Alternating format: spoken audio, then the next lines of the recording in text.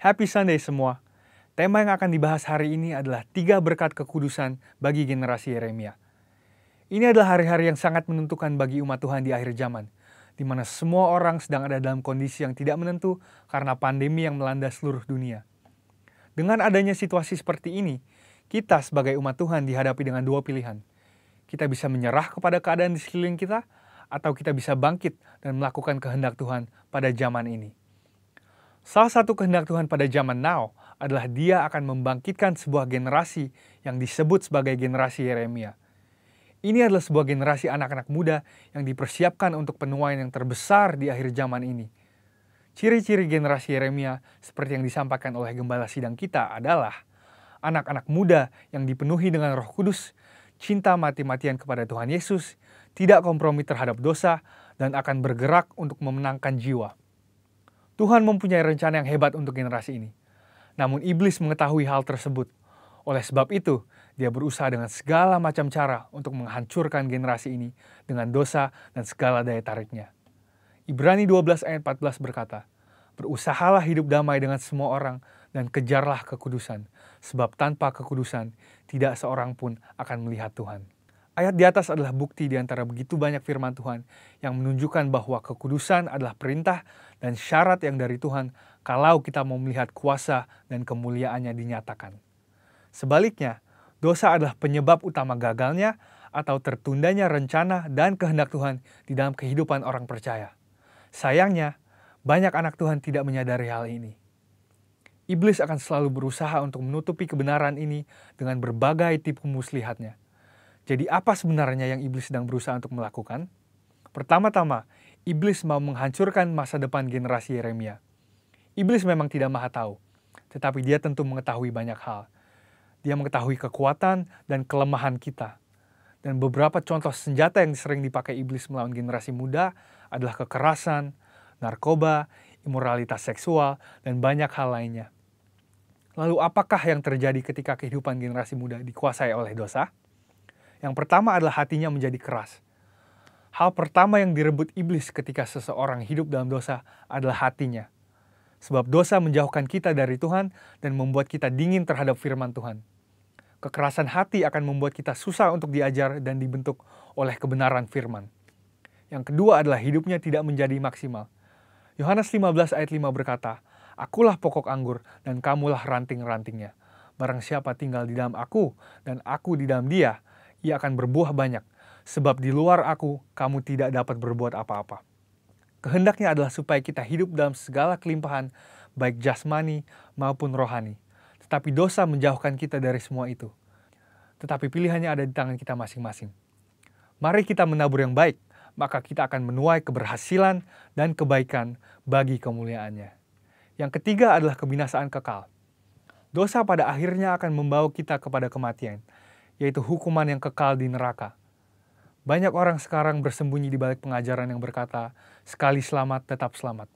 Tetapi seperti yang dikatakan oleh firman Tuhan di Filipi 2 ayat 12, kita mempunyai tanggung jawab untuk mengerjakan keselamatan itu. Oleh sebab itu, bangunlah dan hidup dalam kekudusannya. Saudara, ada 3 berkat yang akan kita terima ketika kita memutuskan untuk hidup dalam kekudusannya. Yang pertama, kita akan siap untuk menerima kepercayaan yang besar dari Tuhan. Seperti yang dikatakan di Matius 25 ayat 21. Tuhan mau mempercayakan hal yang besar kepada kita, tetapi itu semua harus dimulai dari ketaatan kita akan firman-Nya. Sekali lagi, pilihannya ada di masing-masing tangan kita. Yang kedua adalah kekudusan akan mendatangkan berkat dan anugerah Tuhan yang berlimpah. Menurut Yesaya 48 ayat 18-19, damai sejahtera dan kebahagiaan akan terus berlimpah bagi mereka yang mentaati firman Tuhan. Ketika kita memilih untuk hidup dalam kekudusannya, maka berkat dan penyertaannya senantiasa melimpah dalam hidup kita, bahkan jauh sampai keturunan selanjutnya. Yang ketiga adalah kita akan mengalami kuasa dan kemuliaannya. Tuhan Yesus memanggil kita untuk menjadi saksinya. Dia mau memanifestasikan kuasanya melalui hidup kita. Dan itulah sebabnya dia memanggil dan mengutus satu generasi di akhir zaman, yaitu generasi Yeremia. Generasi anak-anak muda untuk menggenapi rencananya bagi dunia ini. Yaitu penuaian yang terbesar dan terakhir sebelum kedatangan Tuhan Yesus yang kedua kalinya. Oleh sebab itu, Ambillah keputusan untuk hidup di dalam kekudusan Tuhan, supaya rencananya yang indah digenapi di kehidupan kita semua. Selamat hari Minggu, dan Tuhan Yesus memberkati.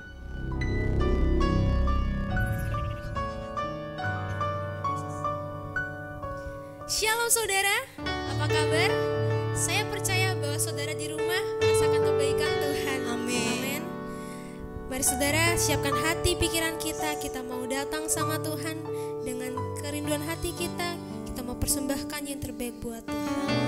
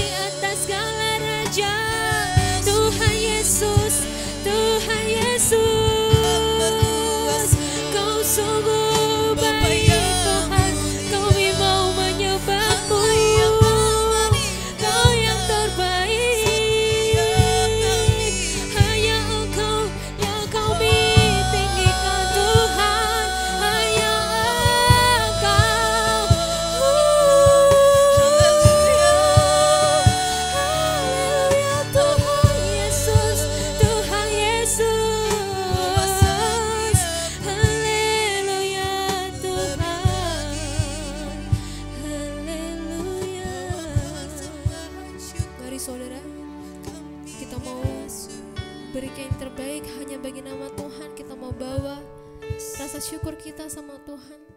Kita mau persembahkan yang terbaik hanya bagi nama Tuhan. Sama-sama kita mau masuk ke hadirat Tuhan dengan hati yang tulus, dengan hati yang begitu mengasihi Tuhan. Saat ku masuk ke hadirat-Mu, ku tersungkur dan sembah-Mu. Ku persembahkan korban syukurku yang terbaik bagimu. Sekali lagi kita mau katakan dari awal dengan segenap hati. Saat ku masuk ke hadirat-Mu, ku tersungkur dan sembah-Mu. Ku persembahkan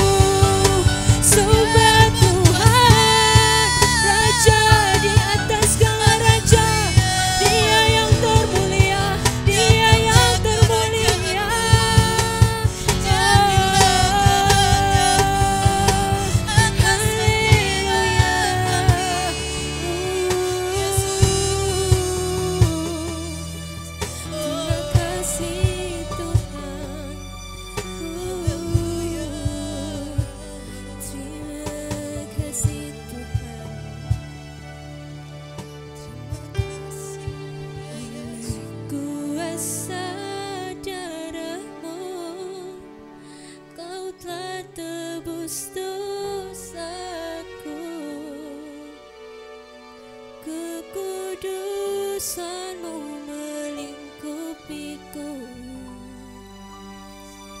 kasihmu mengalir hidupku. Sungguh besar anugerahmu, yes. Kau selamatkan hidupku. Ku menjadi ciptaan yang baru oleh kuasa darahmu, oleh kuasa darahmu. Kau telah tebus dosaku. Kekudusanmu melingkupiku, kasihmu mengalir hidupku. Sungguh besar anugerahmu, kau selamatkan hidupku. Ku menjadi ciptaan yang baru oleh kuasa darahmu. Lebih lagi kita mau angkat hanya bagi nama Tuhan kita. Oleh kuasa darahmu, kau telah tebus dosaku. Kekudusanmu melingkupiku, kasihmu mengalir memulihkan hidupku. Sungguh besar anugerahmu, kau selamatkan hidupku. Ku menjadi ciptaan yang baru oleh kuasa darahmu. Ku menjadi ciptaan yang baru oleh kuasa darahmu. Ku menjadi ciptaan yang baru oleh kuasa darahmu.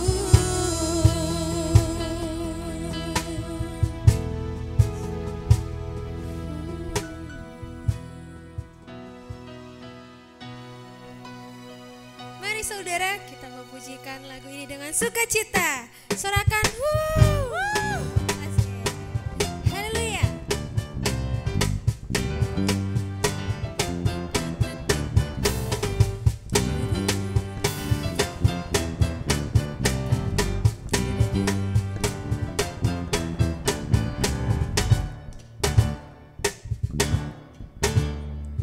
Langit dan bumi, pujilah Tuhan, sebab Dia ciptakan semuanya.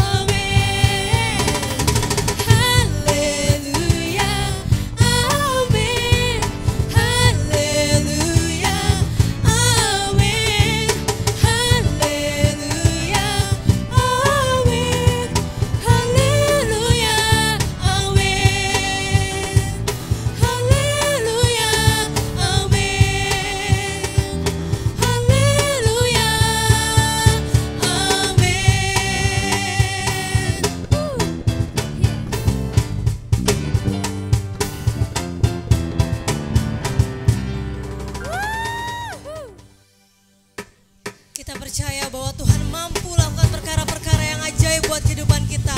Yang percaya sama-sama kita naikkan pujian yang terbaik buat Tuhan Yesus Allah kita.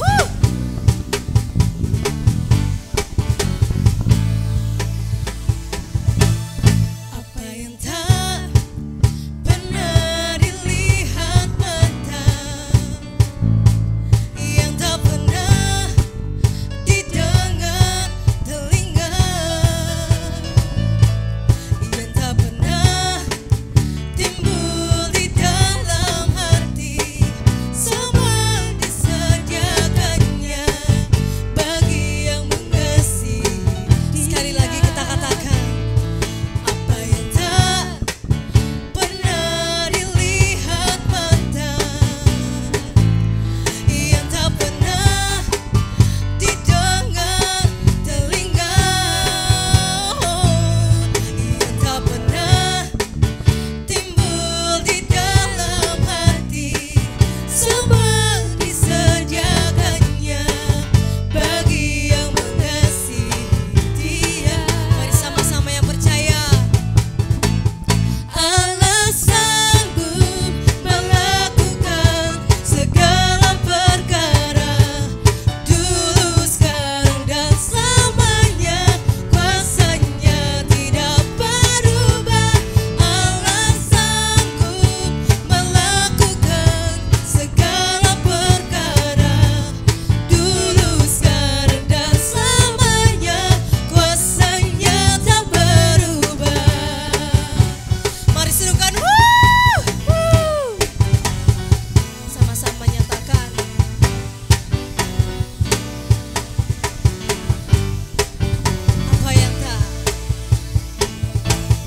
Apa yang tak pernah dilihat mata, yang tak pernah didengar telinga, yang tak pernah timbul di dalam, sama-sama nyatakan, semua disediakannya bagi yang mengasihi. Mari sama-sama yang mengasihi Tuhan. Allah sanggup melakukan segala perkara, dulu, sekarang, dan selamanya. Kuasanya tidak berubah. Allah sanggup melakukan segala perkara, dulu, sekarang, dan selamanya. Kuasanya. Mari sama-sama sambil bertepuk tangan kita katakan, Allah sanggup melakukan segala perkara, dulu, sekarang, dan selamanya. Kita percaya Allah sanggup. Allah sanggup melakukan segala perkara, dulu, sekarang, dan selamanya. Kuasanya tak berubah. Lebih lagi kita nyatakan, Allah sanggup melakukan segala perkara, dulu, sekarang, dan selamanya. Kuasanya tidak berubah. Allah sanggup melakukan segala perkara, dulu, sekarang, dan selamanya. Kuasanya tak berubah. Dulu, sekarang, dan selamanya. Dulu, sekarang, dan selamanya. Dulu, sekarang, dan selamanya. Kuasanya tak berubah.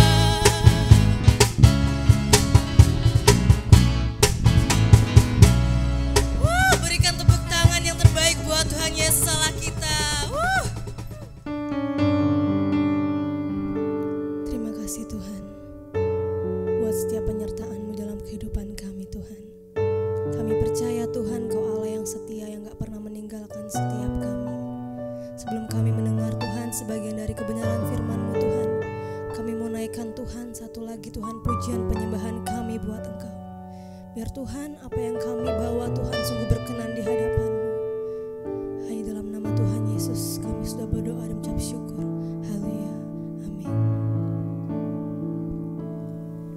Saat ku sendiri, tiada seorang pun yang memperhatikanku seperti Kau Tuhan.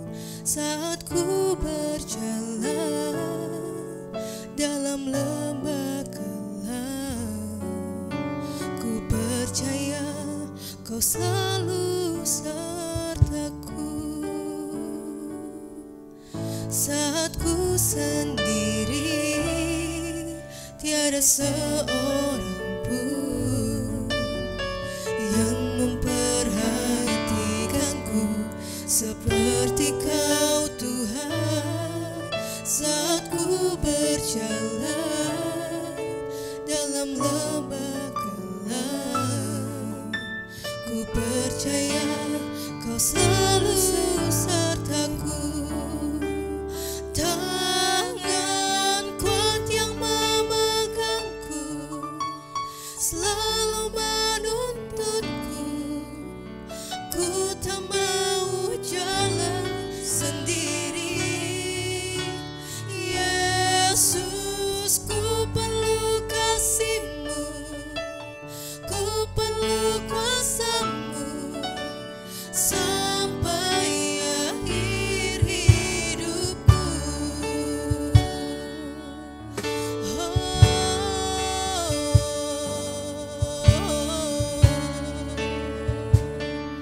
Mari sama-sama kita nyatakan dengan segala kerinduan. Saat ku sendiri, tiada seorang pun yang memperhatikanku seperti Kau Tuhan. Saat ku berjalan dalam lembah gelap, ku percaya Kau selalu sertaku.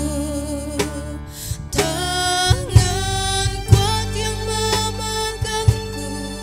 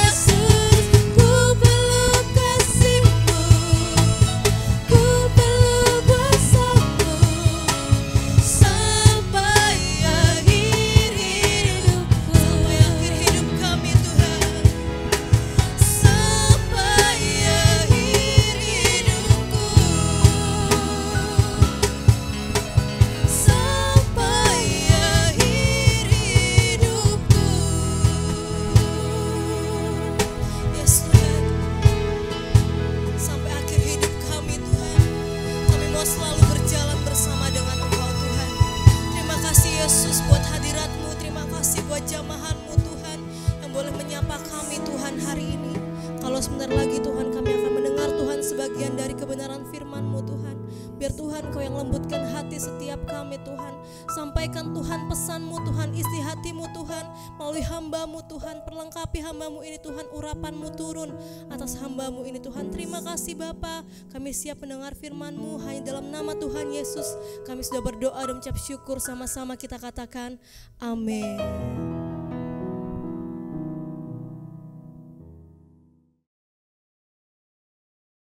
Shalom, Bapak Ibu Saudara yang dikasihi Tuhan. Kita bersyukur kita bisa bertemu lagi walaupun dengan situasi yang sangat terbatas. Saya ada di Jakarta dan Bapak Ibu Saudara semua ada di Surabaya. Tapi kita bersyukur bahwa teknologi memungkinkan kita untuk bisa berbicara jarak jauh. Saudara tahu bahwa ibadah online ini bukan sesuatu yang baru di dalam Alkitab. Di zaman Alkitab pun pernah terjadi mukjizat Tuhan secara online. Artinya tidak ada keadaan yang bisa membatasi Allah untuk mengasihi kita. Nah, sebelum saya masuk ke dalam firman Tuhan, saya akan bawa ke dalam dua cerita mengenai bagaimana seharusnya ibadah online itu tidak menjadi satu gangguan bagi kita. Ini pernah terjadi yang dicatat oleh kitab Markus pasal 7 ayat 24, di mana di situ ada seorang wanita dari Sirofenisia yang anaknya mengalami sakit atau diganggu oleh roh jahat, lalu dia datang kepada Tuhan Yesus untuk minta kesembuhan dari Tuhan Yesus. Singkat cerita Tuhan Yesus katakan, jadilah sesuai dengan imanmu, dan pada saat itu juga anaknya di tempat yang jauh juga mengalami kesembuhan. Jadi itu adalah ibadah online juga, saudara.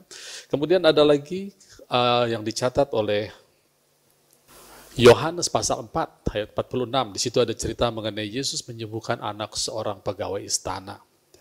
Pada waktu Yesus datang ke Kana, ke Galilea, kemudian di Kapernaum ada seorang pegawai istana, anaknya sedang sakit. Kemudian datang kepada Tuhan dan meminta untuk Tuhan datang untuk menyembuhkan anaknya. Tapi Yesus katakan, pergilah, anakmu hidup. Kemudian orang ini percaya, pegawai istana ini percaya, dan dia pulang. Sampai di rumah setelah berjalan 1 hari, ia menemukan anaknya sudah sembuh. Waktu dia tanya kapan anak ini sembuh, orang-orang rumah mengatakan kemarin kira-kira pukul 1. Lalu teringatlah dia pada saat itu Yesus mengatakan, pergilah, anakmu hidup. Artinya saudara bahwa firman Tuhan itu yang adalah hidup, itu tidak bisa dibatasi oleh jarak. Itu disebut dengan ibadah online atau firman Tuhan yang bisa bekerja secara remote. Nah saudara, yang uniknya di kisah bagaimana Yesus menyembuhkan anak seorang pegawai istana ini, di situ Yohanes menjawab bahwa mukjizat itu adalah tanda kedua yang dibuat oleh Tuhan Yesus. Tanda pertama adalah air menjadi anggur. Apa itu tanda? Sesuatu yang menjadi tanda, air menjadi anggur, itu adalah tanda bagaimana Yesus, perkataannya yang perkataan penuh kuasa dan hidup itu bisa mengkompres waktu. Karena untuk membuat anggur yang terbaik butuh waktu yang agak lama. Tetapi Yesus bisa mengkompres waktu. Hanya dalam waktu kurang dari 1 menit bisa terjadi anggur yang terbaik. Yang kedua, tandanya adalah bagaimana Tuhan Yesus mengkompres jarak. Jarak tidak lagi menjadi masalah, di mana Tuhan bisa menyembuhkan jarak jauh. Dan saat ini saudara, pada saat saya membagikan firman Tuhan, saudara harus percaya juga, sementara firman Tuhan dibagikan, maka terjadilah kesembuhan, terjadilah pemulihan, terjadilah segala sesuatu mukjizat dalam hidup saudara.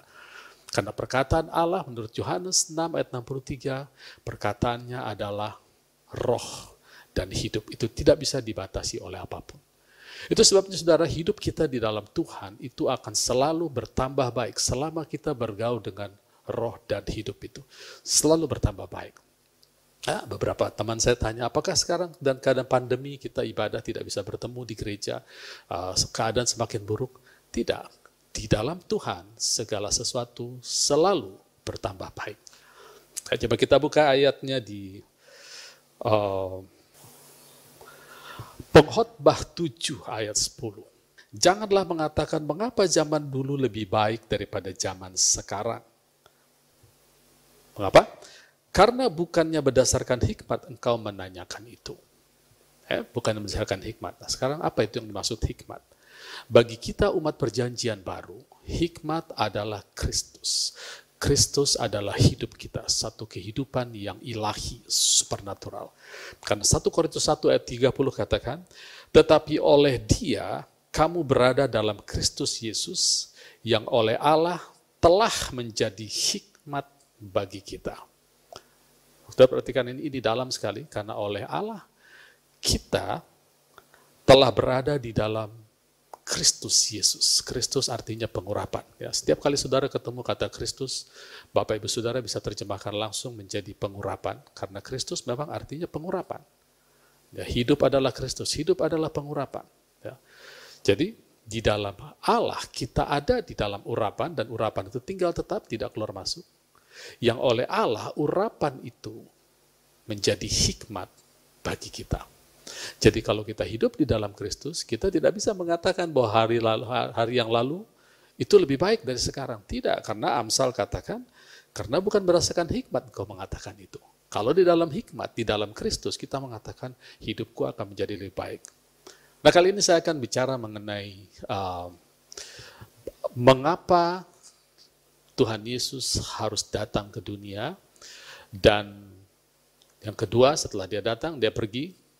Mengapa Roh Kudus harus ada di dalam kita, masuk ke dalam kita? Ya, dua pertanyaan ini saya akan terangkan. Memang ini bukan sesuatu yang sifatnya mutlak itu jawabannya, tetapi kita bisa lihat dari berbagai sisi. Tuhan Yesus bisa kita lihat dari berbagai sisi, dan itu semua indah sekali.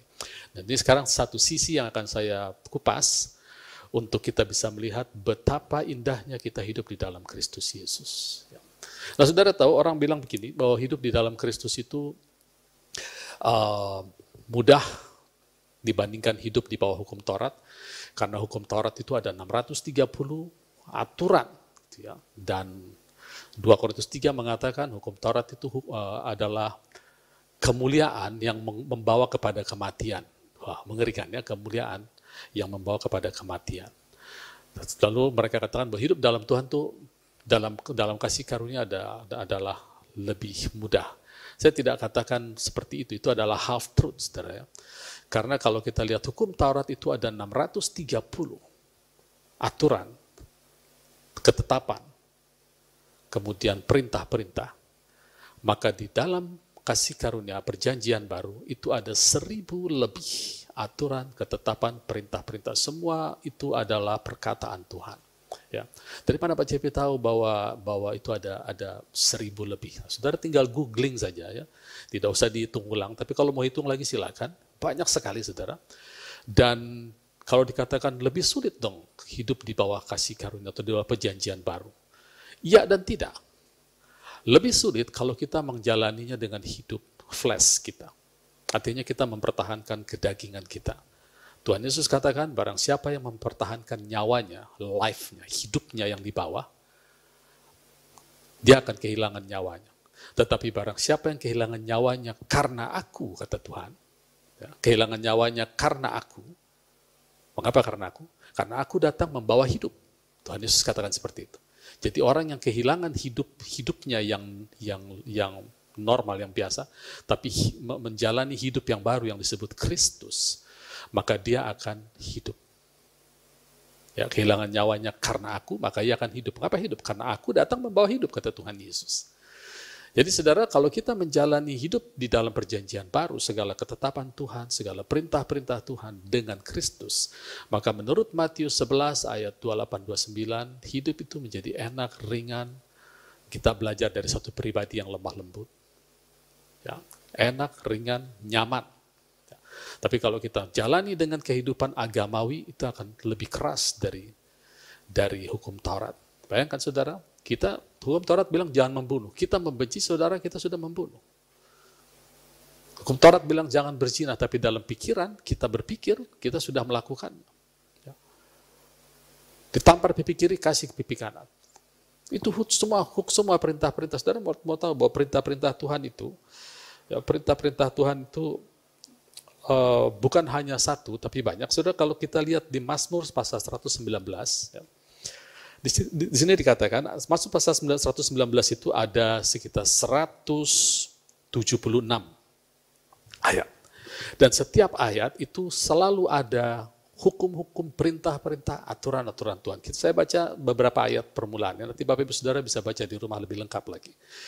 Mazmur 119 ayat 1, berbahagialah orang yang hidupnya tidak bercela, yang hidup menurut Taurat Tuhan. Sudah perhatikan ada kata Taurat Tuhan. Ayat 2, berbahagialah orang-orang yang memegang peringatan-peringatannya, itu adalah substansi yang sama, Tauratnya, peringatan-peringatannya. Ayat 3, yang juga tidak melakukan kejahatan, tapi menurut jalan-jalannya. Sudah lihat itu? Ada jalan-jalannya, ada peringatannya, ada Tauratnya, substansi yang sama. Ayat 4, engkau sendiri telah menyampaikan titah-titahmu, itu juga substansi yang sama. Ayat 5, sekiranya hidupku tentu untuk berpegang kepada ketetapanmu. Ayat 6, maka aku tidak akan mendapat malu apabila aku mengamat-ngamati segala perintah-perintahmu. Ayat 7, aku akan bersyukur kepadamu dengan hati jujur apabila aku belajar hukum-hukummu. Saudara lihat itu muncul setiap ayat, perintahmu, hukummu, jalanmu, firmanmu. Saudara baca terus, dan itu semua ada di dalam perjanjian lama dan perjanjian baru. Makanya saya katakan, dalam perjanjian baru, ada 1000 lebih banyak dari hukum Taurat. Dan itu semua tingkatnya adalah tingkat kodrat ilahi. Makanya yang hanya bisa melakukan adalah mereka yang hidup di dalam kasih karunia atau di dalam Kristus. Kalau bahasa sekarang bilang tingkat dewa, perintah-perintahnya, ketetapannya itu tingkat tinggi. Bahasa Alkitab bilang kodrat ilahi. Hanya mereka yang di dalam Kristus bisa melakukannya dengan nyaman, enak, dan tidak berat. Ya, tidak berat. Karena itu semua adalah satu kehidupan yang baru di dalam Kristus. Kita kembali kepada pertanyaan tadi. Untuk apa Yesus datang ke dalam dunia? Ya. Saya akan jawab sebentar. Saya tahu bahwa untuk apa Yesus datang? Anak Allah dinyatakan supaya mematikan pekerjaan setan. Anak Allah datang untuk Tuhan Yesus katakan dia datang untuk menggenapi seluruh hukum, seluruh isi buku yang tertulis tentang dia. Ya. Tapi kali ini saya mau bahas tentang satu poin yang penting. Untuk apa Yesus datang? Saya akan jawab langsung dari 2 Korintus 5 ayat 19. 2 Korintus 5 ayat 19. Di situ dikatakan, sebab Allah mendamaikan dunia dengan dirinya oleh Kristus, dengan tidak memperhitungkan pelanggaran mereka. Ia telah mempercayakan berita pendamaian itu kepada kami. Jadi Yesus datang adalah untuk supaya Allah mendamaikan atau rekonsiliasi Allah dan manusia. Kata rekonsiliasi di sini, kata yang dipakai adalah bahasa Inggrisnya to change atau to exchange, menukar dengan satu nilai yang sama. Artinya, secara singkat saya mau katakan bahwa Yesus datang supaya Allah bisa berdiam di dalam diri manusia. Bagaimana caranya? Dengan tidak memperhitungkan pelanggaran-pelanggaran mereka. Pelanggaran itu dihukum di tubuh Kristus 2000 tahun yang lalu. Sehingga sebagai siapa yang percaya, maka sekarang Allah bisa tinggal karena pelanggaran itu yang dilakukan oleh kita, itu sudah dihukum. Ya. Dan kalau kita tahu kebenaran ini, maka kebenaran ini akan membebaskan kita untuk tidak berbuat dosa atau membenci apa yang Allah benci. Bukan malah kita jadi suka berbuat dosa. Ya, itu adalah sesuatu yang salah, yang deviasi. Ya. Jadi Allah datang supaya manusia bisa menjadi sama dengan Allah di dalam Kristus. Kita buka Yohanes pasal 17, ayatnya yang ke-22. Ini doa Tuhan Yesus ya, untuk murid-muridnya dan juga untuk semua orang percaya dari pemberitaan Injil. Dan aku memberikan kepada mereka kemuliaan. Apa itu kemuliaan? Kemuliaan adalah natural Allah. Ya. Yang engkau berikan kepadaku supaya mereka menjadi satu sama seperti kita adalah satu. 1 Korintus 6 ayat 17 katakan, barang siapa yang menyatukan dirinya dengan Allah, dia menjadi satu roh. Jadi kita dan Allah satu di dalam Kristus. Itu tujuannya mengapa Yesus datang ke dunia, yaitu untuk mendamaikan atau merekonsiliasi, to reconcile. menukar supaya manusia ditukar dari tadinya natural dosa menjadi natural Allah. Sehingga sekarang kita menjadi satu natural dengan Allah, disebut dengan ciptaan baru. Ya, spesies yang lama sudah berlalu, yang baru sudah datang. Yang kedua, mengapa Roh Kudus datang? Ya, untuk apa Roh Kudus datang? Yesus pergi, mereconcile manusia dengan Allah, kemudian dia pergi, lalu Roh Kudus datang, tinggal di dalam kita dan tidak keluar masuk. Untuk apa dia datang? Ada banyak juga jawaban, saudara. Saya katakan tadi, ada banyak ketetapan Allah, perintah Allah, ketetapan-ketetapan Allah, tapi kita mau belajar satu ketetapan saja, dan ini adalah hidup kita. Saya akan jawab langsung dari Alkitab. Di sini dikatakan, untuk apa Roh Kudus datang? Kita buka 1 Korintus 2 ayat 12. 1 Korintus 2 ayat 12, kita tidak menerima roh dunia, tetapi roh yang berasal dari Allah, supaya kita tahu apa yang dikaruniakan Allah kepada kita. Jadi Yesus, Roh Kudus datang supaya kita tahu siapa kita dan apa yang Allah karuniakan kepada kita. Itu penting untuk kita ketahui. Ya. Bagaimana kita tahu apa yang dikaruniakan Allah kepada kita melalui Roh Kudus?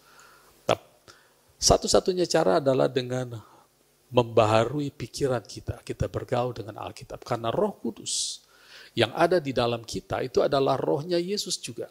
Dia tinggal di dalam kita. Kolose katakan begini. Kolose 1 ayat 19, demikian firman Tuhan, seluruh kepenuhan Allah berkenan diam di dalam Dia. Kita tahu yang diam di dalam Kristus adalah rohnya Allah atau Roh Kudus. Ya. Seluruh kepenuhan Allah diam di dalam Kristus. Kemudian Kolose 2 ayat 9 berkata demikian, sebab di dalam Dialah berdiam secara jasmani seluruh kepenuhan Allah, ayat 10-nya, dan kamu telah dipenuhi di dalam Dia. Atau bahasa Inggrisnya katakan, you are complete in Him. Artinya saudara, Yesus yang adalah kepenuhan Allah, itu memenuhi kita, berarti kita juga kepenuhan Allah. Artinya tidak ada lagi yang lebih baik yang Allah miliki, yang tidak ditaruh di dalam kita semasa kita hidup. Nah, banyak kita yang tidak tahu ini. Itu sebabnya Roh Kudus ditaruh supaya kita tahu apa yang dikaruniakan Allah kepada kita. Itu sesuatu hal yang besar, yang sangat supranatural. Allah taruh supaya kita tahu. Ya. Sehingga kita tidak lagi bisa mengatakan begini, saudara. Saya sering kali mendengar beberapa anak-anak Tuhan yang excuse dengan keadaannya. Misalnya dia berdoa lalu tidak sembuh, lalu katakanlah pulang ke surga, begitu ya, pulang ke surga lalu dia katakan sekalipun kita tidak sembuh lalu pulang ke surga, kita mendapatkan yang lebih baik yang Allah sediakan bagi kita. Nah, seringkali ayat perkataan ini keluar. Nah, saya mau katakan, tidak ada lagi yang lebih baik yang Allah sembunyikan sejak kita menerima Dia sebagai Yesus dan Tuhan dan Juru Selamat kita. Segala kepenuhan Allah ada di dalam Roh Tuhan, di dalam Kristus, dan kita dipenuhi di dalamnya. Artinya semuanya sudah diberikan. Nah, itu sebabnya kita harus berani mengatakan, bagiku hidup ialah Kristus. Apa itu Kristus? Kristus adalah pengurapan kepenuhan Allah di dalamnya. Kolose 3 ayat 4 katakan, jadi apabila Kristus yang adalah hidup kita, stop sampai di situ. Kristus yang adalah hidup kita. Kemudian ayat Galatia 2 ayat 20 katakan, namun aku hidup, tetapi bukan lagi aku sendiri yang hidup, melainkan Kristus yang hidup. Kristus ini adalah kepenuhan Allah. Itu tinggal di dalam kita, menjadi hidup kita. Jadi tidak lagi kita bisa katakan kalau kita meninggal, maka kita mendapatkan yang lebih baik. Tidak ada yang lebih baik dari Kristus.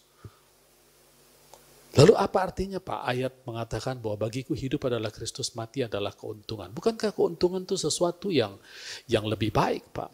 Tidak, saudara. Saya mau jelaskan begini. Ya. Ada dua kata yang dipakai dalam Alkitab mengenai keuntungan. Yang pertama profit, yang kedua adalah gain. Nah, kata yang dipakai dalam Filipi 1 ayat 20, bagiku hidup adalah Kristus, mati adalah keuntungan. Kata keuntungan di situ adalah gain, bukan profit. Nah, saya mau terangkan begini arti kata profit. Nanti kata profit muncul di tempat yang lain. Nah, saya mau terangkan dulu arti kata profit dan gain. Saya coba buka kamus ya, di dalam beberapa kamus mengenai keuangan, mengenai finansial, perekonomian. Profit itu adalah sesuatu yang didapat dalam bentuk keuntungan yang didapat dari atau hasil keuntungan untuk membuat proses produksi itu berjalan. Ya, jadi misalnya kita punya modal sekian, kita jual sekian, lalu ada selisihnya, itu adalah keuntungan untuk supaya proses itu berjalan terus. Ya, itu profit. Itu diambil dari keuntungan itu keluar dari bisnis itu. Profit. Ya. Tapi kalau gain lain, gain itu diambil di luar dari bisnis itu. Jadi tidak ada hubungannya dengan bisnis itu. Gain itu didapat kalau seseorang menjual fixed asset. Misalnya saudara punya pabrik, ya, saudara punya produksi, lalu produksi itu dijual, ada hitung-hitungannya, berapa manpowernya, berapa modalnya, lalu berapa harga jualnya, nanti ada profit. Nah, profit itu untuk dipakai untuk supaya pabriknya running. Ya, pabriknya berjalan terus. Tapi kalau kita jual pabriknya, kita bukan mendapatkan keuntungan, kita mendapatkan gain. Semuanya kita dapat. Nah, apakah sebelum dijual pabrik itu milik kita? Ya, milik kita. Ya. Setelah dijual pun, ya milik kita. Tapi namanya sudah beda, gain, bukan profit. Ya, kita mendapatkan semuanya. Sekarang saya pindahkan kepada istilah yang dipakai oleh Alkitab mengenai profit dan gain. Saudara, Tuhan ingin kita mendapatkan profit. Jangan terlalu berpikir tentang uang-uang ya. Profit adalah hasil produksi dari benih firman Allah yang kita tanam di hati kita. Kita buka Ibrani 4 ayat 2. Ibrani 4 ayat 2 bilang begini, karena kepada kita diberikan juga kabar kesukaan sama seperti kepada mereka. Siapa mereka di sini? Mereka adalah bangsa Israel yang keluar dari tanah Mesir dan akan dipimpin masuk ke dalam tanah perjanjian, yang adalah gambaran Kristus. Tapi Alkitab berkata demikian, tetapi firman pemberitaan, ya, gospel itu, kabar baik itu, tidak berguna bagi mereka karena tidak bertumbuh bersama-sama oleh iman dengan mereka yang mendengarkannya. Nah, bahasa Inggrisnya dipakai istilah, but the word preached did not profit them. Ya. Dari firman itu tidak bermanifestasi. Profit adalah manifestasi dari firman Tuhan dalam konteks ini. Saudara ingat di Markus pasal 4 tentang perumpamaan penabur, ada 4 jenis tanah. 4 jenis tanah ini adalah 4 jenis manusia. Hanya satu jenis tanah yang berkenan di hadapan Allah, yaitu tanah yang tidak berbatu, tidak bersemak, tanah yang subur, di mana benih firman-Nya bisa tumbuh, menghasilkan profit. Apa itu profit? Firman Tuhan yang bermanifestasi di dalam kita. Yohanes, barang siapa memegang perintahku, atau bahasa Inggrisnya, barang siapa yang memiliki firman-Ku dan melakukannya dan keep, taruh dalam hatinya, dialah yang mengasihi aku, dan barang siapa yang mengasihi aku, ia akan dikasihi oleh Bapakku, aku pun akan mengasihi dia dan menyatakan, manifest myself, manifestasikan firman, itu adalah profit. Saudara percayakan kesembuhan ilahi, saudara tanam, saudara ucapkan, saudara dapat profit kesembuhan. Saudara percayakan pemulihan di dalam Tuhan, saudara percaya, saudara mengucap syukur, saudara dapat profit di dalam Tuhan. Dalam hal apapun, semua janji Allah, taruh, letakkan pengharapanmu di dalam kasih karunia, maka saudara akan dapat profit. Oke? Ibrani 4 ayat 2 tadi, firman itu tidak bertumbuh, tidak did not profit them, not being mixed with faith in those who heard. Jadi ada mixernya, saudara, supaya kita mendapatkan profit, yaitu mengucapkan firman. Lidah kita dalam mixernya. Nah, saudara, di Yesaya pasal 48 ayat 17, kembali lagi firman Tuhan mengatakan seperti ini. Beginilah firman Tuhan penebusmu, yang maha kudus Allah Israel. Akulah Tuhan Allahmu, yang mengajar engkau tentang apa yang memberi faedah. Di situ dipakai istilah profit. Ya. Yang menuntut engkau di jalan yang harus kau tempuh. Siapa jalan kita? Yesus Kristus adalah jalan kebenaran dan hidup. Ya, saudara lihat di sini bahwa Allah menuntun kita untuk memberi profit. Di Ibrani dikatakan bahwa kita bisa mendapatkan profit dari firman kabar baik kalau kita mix dengan faith atau iman yang kita miliki. Ya. Tapi itu semua bukan gain. Kalau kita meninggal, Bagi orang benar, meninggal adalah gain. Dia mendapatkan semua. Mengapa? Karena tubuh kita ini adalah, selama kita masih tinggal di dalam tubuh ini mengeluh karena beratnya tekanan-tekanan yang dia derita. Tapi Allah memberikan rohnya di dalam kita supaya kita bisa mengatasi tekanan-tekanannya. Pada saat tubuh kita tidak berfungsi lagi, tidak bisa berfungsi karena penyakit atau karena tua, maka roh kita lepas. Di situ kita mendapat gain, bukan profit. Ya. Yesus tidak pernah berkata, aku akan mengajarkan kepadamu untuk mendapat gain. Bukan. Ya. Aku datang supaya engkau memperoleh hidup. Aku datang supaya engkau mendapat profit, yaitu manifestasi dari firman Tuhan. Mendapatkan kebenaran janji-janji firman Tuhan. Bukan mendapatkan gain. Jadi saudara jangan buru-buru ingin dapat gain. Betul saudara, setiap orang yang meninggal di dalam Tuhan, baginya itu mati adalah gain, keuntungan. Tetapi bagi yang ditinggal itu adalah musibah. Apalagi kalau kita masih usia muda, 56 tahun, 50-60, lalu kita meninggalkan, kita punya banyak pelayanan, bagi yang meninggal, itu gain. Tapi bagi yang ditinggal tetap musibah, saudara. Ya? Dan Tuhan bisa membawa, itu sebabnya ada penghiburan. Tuhan bisa memulihkan keadaan itu. Ya. Tapi saudara jangan buru-buru ingin pulang. Saudara. Bagaimana Pak kalau dipanggil oleh Tuhan? Oke, kita buka 2 Samuel 14 ayat 14. Firman Tuhan berkata demikian, sebab kita pasti mati, kita seperti air yang tercurah ke bumi yang tidak terkumpulkan, tetapi Allah tidak mengambil nyawa orang. Melainkan ia merancang supaya orang yang terbuang jangan tinggal terbuang daripadanya. Saudara lihat bahwa Allah tidak pernah merancangkan kematian atau gain, tapi Allah merancangkan kepada kita hidup. Dan Allah ingin kita memilikinya kehidupan itu dengan kelimpahan. Firman Tuhan katakan, Yohanes 6 ayat 63 katakan, firman yang perkataan-perkataanku adalah roh dan hidup. Aku ingin kau memiliki roh, memiliki hidup ini berkelimpahan. Artinya, aku ingin engkau memiliki perkataanku berkelimpahan. Semakin kita berkelimpahan dengan perkataan Tuhan Yesus, maka semakin kita hidup. Ya. Nah, oleh karena itu saudara, dari dua hal ini, yang pertama, mengapa Yesus datang? Karena untuk supaya kita bisa bersatu dengan Allah. Esa dengan Allah. Yang kedua, dia pergi ke surga, menyelesaikan segala hutang dosa kita, sehingga pelanggaran kita tidak lagi diperhitungkan. Kemudian Yesus pergi, kembali ke surga, Roh Kudus turun. Roh ini dari Allah, diberikan kepada kita, supaya kita tahu pemberian Allah, apa yang Allah siapkan buat kita. Ya. Nah, segala sesuatu itu dari Allah. Saudara, kita baca di 2 Korintus pasal 5, ayat 17 mengatakan bahwa jadi siapa yang ada di dalam Kristus, ia adalah ciptaan baru, yang lama sudah berlalu, sesungguhnya yang baru sudah datang. Ayat 18 katakan, dan semuanya ini dari Allah, atau bahasa Inggrisnya katakan, and all things are of God. All things are of God. Semuanya dari Allah. Apa yang dari Allah? Apa yang baru dari Allah? Nah, saudara, pada kesempatan ini saya akan berikan 7 hal paling tidak yang saya bisa dapatkan. Nah, tentu saudara nanti akan dapatkan yang lain lagi. Ingat firman Tuhan, saudara mau gali sedikit, indah. Saudara mau gali banyak, tetap indah.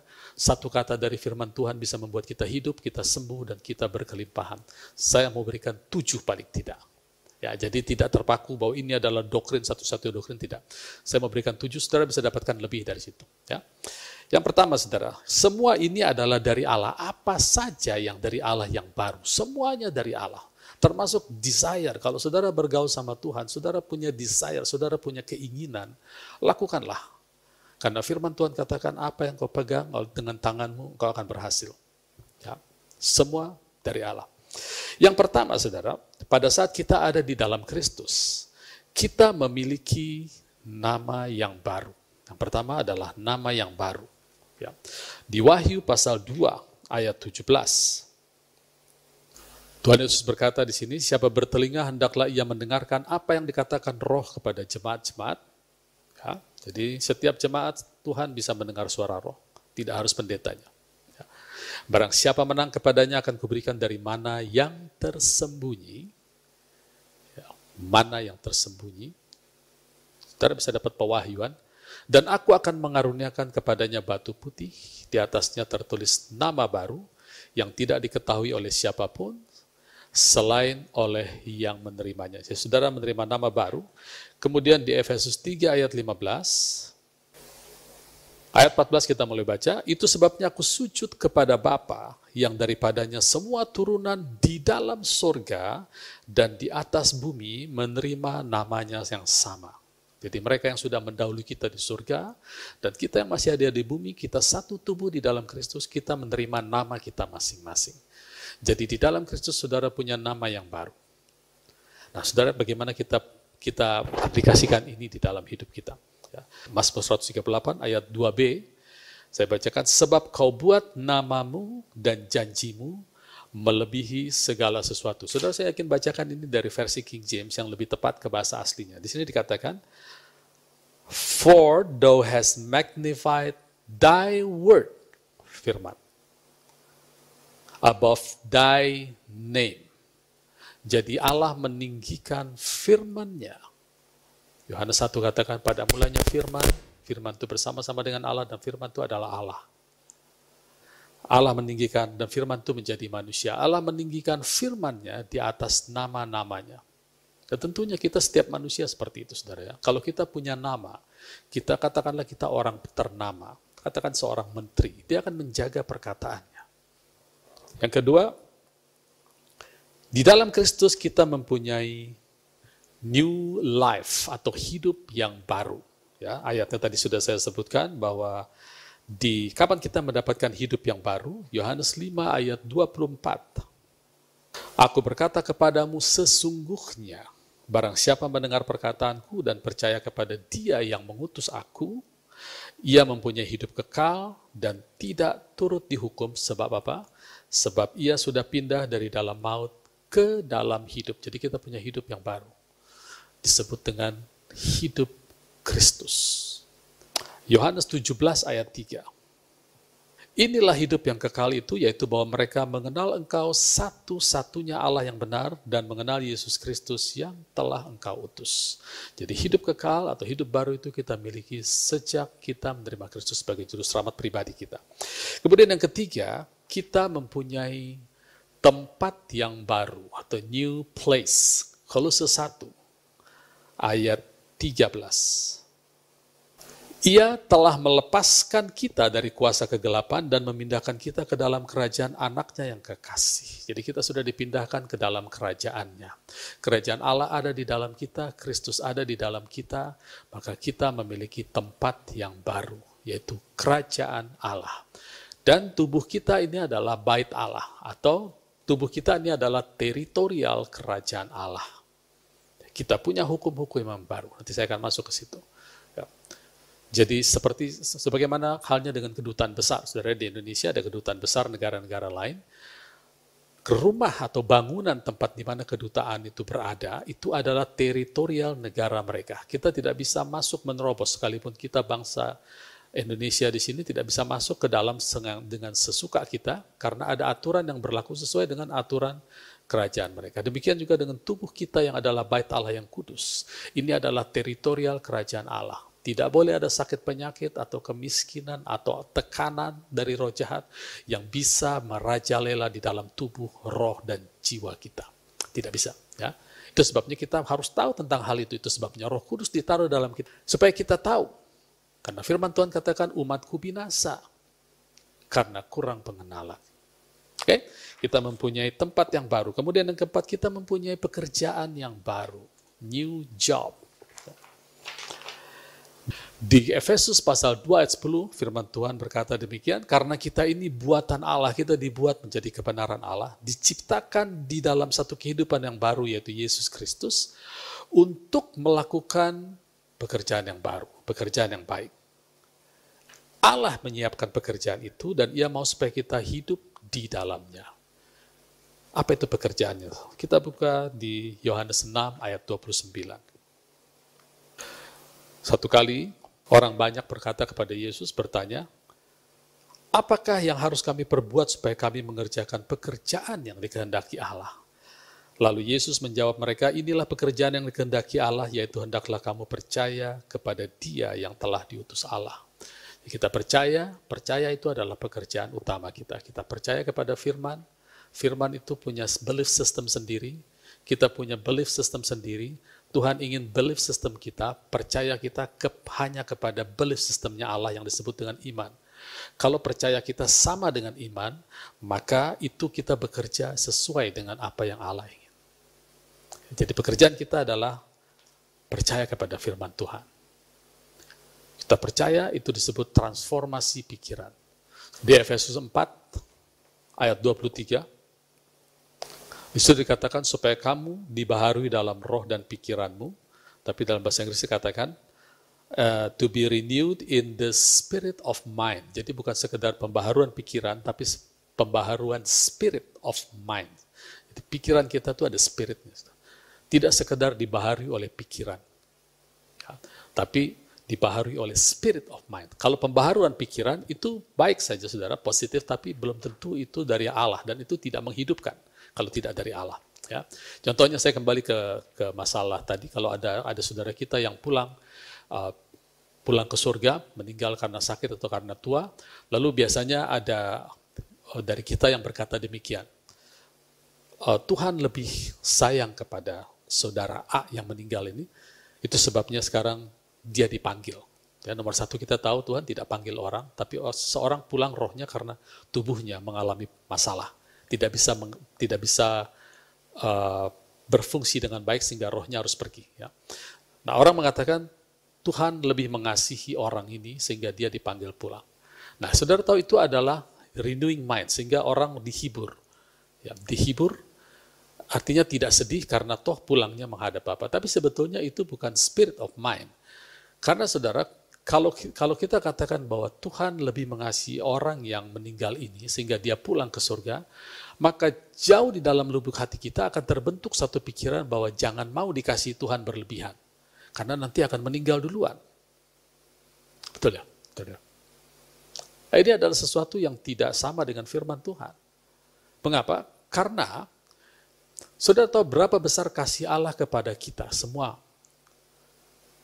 Dan berapa besar kasih Allah kepada Yesus.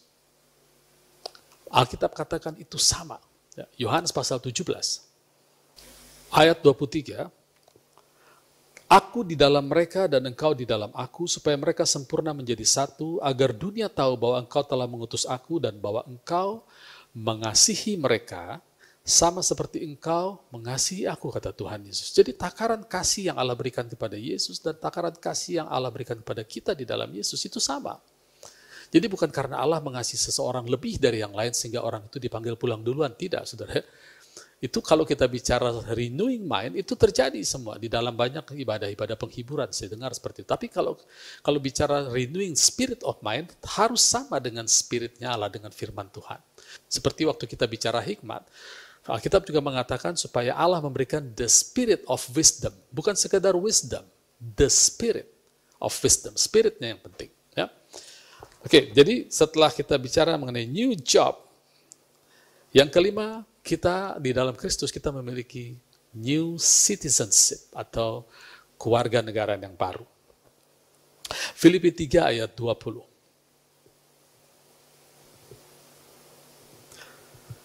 Karena kewargaan kita adalah di dalam sorga dan dari situ kita menantikan Tuhan Yesus Kristus sebagai juru selamat kita.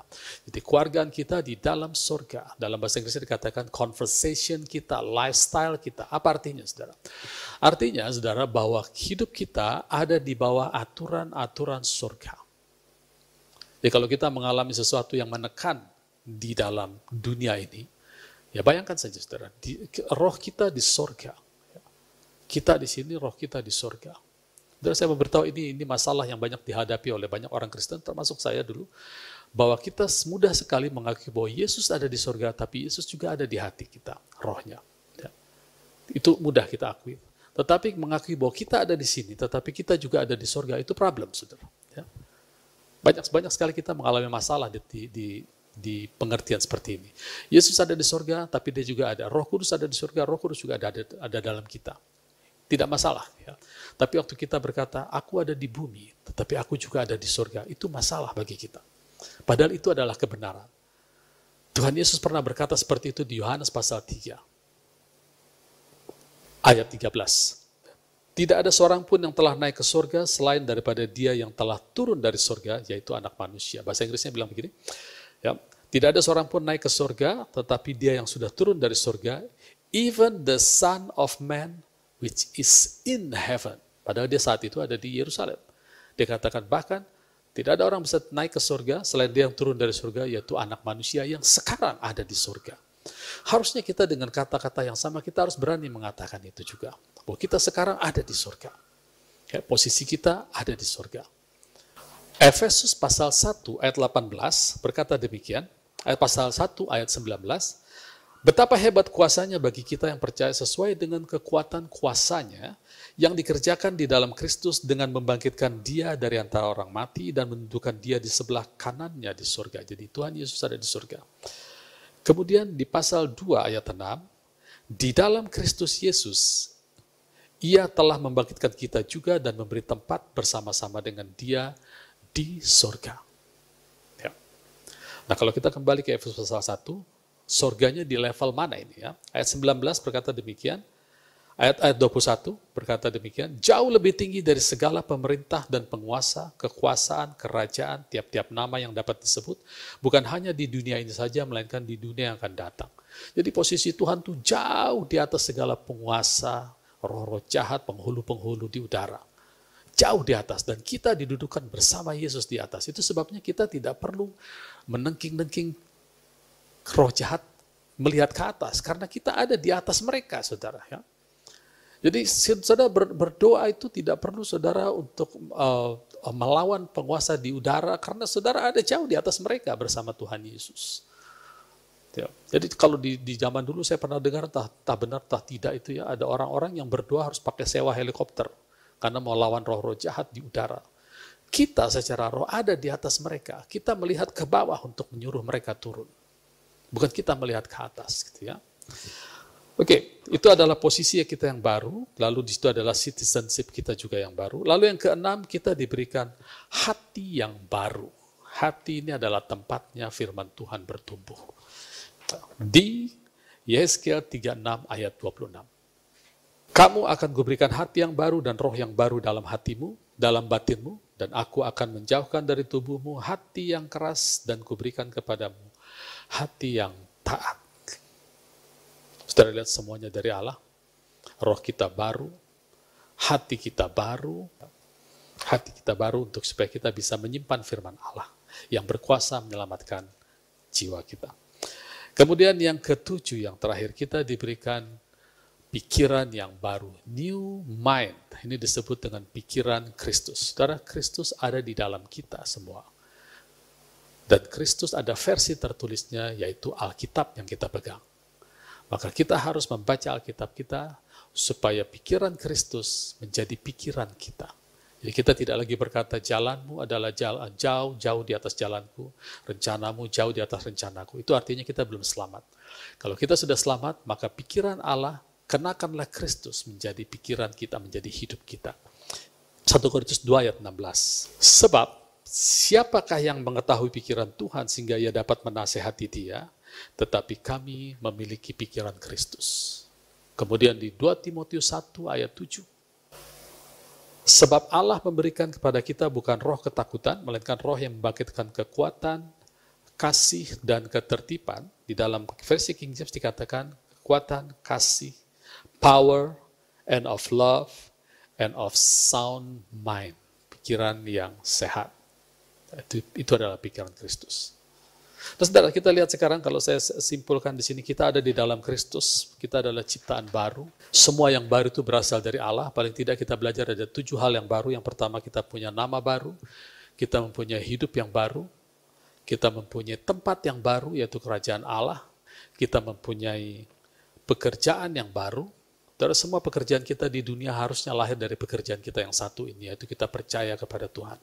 Apapun pekerjaan saudara, mau jadi dokter, mau jadi lawyer, mau jadi pengusaha, sebaiknya keluar dari pekerjaan yang satu, yaitu pergaulan kita dengan firman Allah. Kemudian kita mempunyai keluarga negara yang baru, citizenship atau lifestyle, conversation yang baru. Kemudian kita mempunyai hati yang baru, yang terakhir kita mempunyai pikiran yang baru. Ini adalah hal-hal yang luar biasa yang di dalam Tuhan. Nah, seberapa jauh kita bisa memanifestasikan semua hal yang baru ini ke dalam hidup kita yang sehari-hari, tergantung level dari nutrisi firman Tuhan yang kita konsumsi setiap hari. Tergantung dari level nutrisi firman Tuhan di mana kita menempatkan telinga kita berada di bawah pengajaran seperti apa. Kalau kita ada di bawah pengajaran yang banyak do's and don't, jangan ini, jangan itu, harus begini, harus begitu, saudara akan sulit mencapai level kodrat ilahi. Karena sekali lagi saya katakan, hukum-hukum dalam perjanjian baru itu jauh lebih banyak dari hukum-hukum Taurat. Dan kalau hukum Taurat dikatakan bahwa itu adalah memimpin kepada kematian, maka hukum perjanjian baru kalau kita tolak, kita pun akan mengalami kematian spiritual. Dan hukum perjanjian baru ini akan menjadi lebih mudah, enak, dan ringan kalau kita bergaul atau kita hidup di dalam Kristus. Dan Kristus tinggal di dalam kita oleh iman. Iman datang oleh pendengaran akan firman Allah. Begitu urut-urutannya. Jadi hidup di dalam perjanjian baru sekalipun hukumnya lebih banyak dari hukum Taurat, itu jauh lebih enak, lebih mudah, lebih ringan di dalam Kristus. Puji Tuhan, Tuhan Yesus memberkati, dan saudara tetap kuat, tetap sehat di dalam Tuhan Yesus. Amin.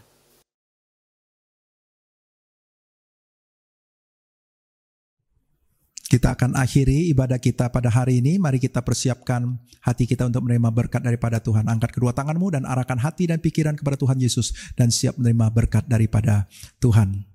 Jemaat Tuhan yang dikasihi oleh Tuhan Yesus Kristus, terimalah berkat damai sejahtera dari Allah Bapa, kasih sayang yang berlimpah-limpah di dalam anak yang tunggal Tuhan kita Yesus Kristus, dan persekutuan yang manis dengan Roh Kudus akan selalu menyertai, membimbing, mengajar, meneguhkan firman-Nya dalam kehidupanmu, akan memberi kau kuasa dan memberkati engkau mulai saat ini sampai Tuhan Yesus datang menjemput kita, bahkan sampai selama-lamanya. Kita yang percaya diberkati Tuhan bersama saya katakan, amin.